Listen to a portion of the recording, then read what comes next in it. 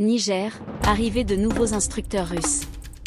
Le 10 avril, une centaine d'instructeurs russes sont arrivés dans la capitale, effectuant une première livraison de matériel de défense aérienne. De nouveaux instructeurs russes ont atterri samedi à Niamey, où ils ont effectué 2 livraisons de matériel militaire dans 2 avions cargo, moins d'un mois après l'arrivée de premiers instructeurs, a annoncé la télévision publique nigérienne dans la nuit de samedi à dimanche. En moins d'un mois, la Russie a affrété 3 vols cargo pour acheminer du matériel militaire divers, faisant venir plusieurs instructeurs de l'armée russe à Niamey. La télévision a expliqué n'avoir pas eu l'autorisation de diffuser l'arrivée du second vol pour des raisons de sécurité nationale.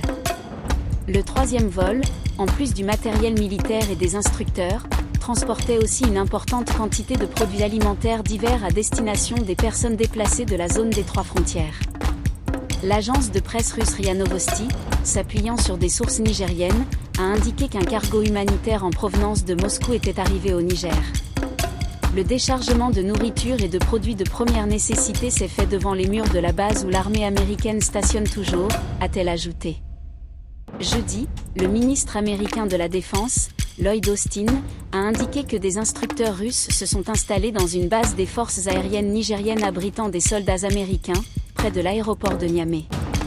Il faut rappeler que Niamey a dénoncé, en mars, l'accord de coopération militaire en vigueur avec les États-Unis, estimant que celui-ci a été imposé unilatéralement, par Washington.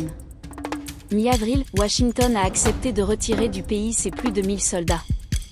Par ailleurs, début du mois de décembre, Niamey a annoncé mettre fin à 2 missions, civiles et militaires, de l'Union européenne.